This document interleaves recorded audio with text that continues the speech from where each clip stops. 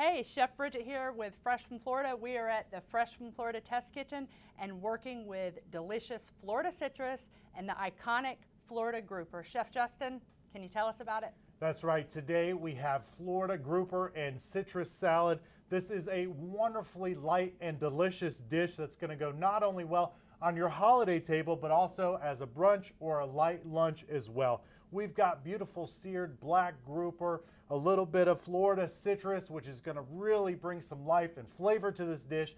And there's some jicama, and it is delicious. Absolutely. If they couldn't find Florida grouper, what fish could they use? You know, that's an excellent question, Bridget. I would recommend snapper, but the best thing for you to do is have a good relationship with the people you buy seafood from. They are there to help you and can point you in the right direction. So make sure to ask questions. Really good advice. Don't forget, citrus is available right now. You can find it in your stores. Make sure you're looking on followfreshfromflorida.com for all these recipes and plenty more. Be sure to thank a farmer, fisherman, rancher, and as always, happy cooking.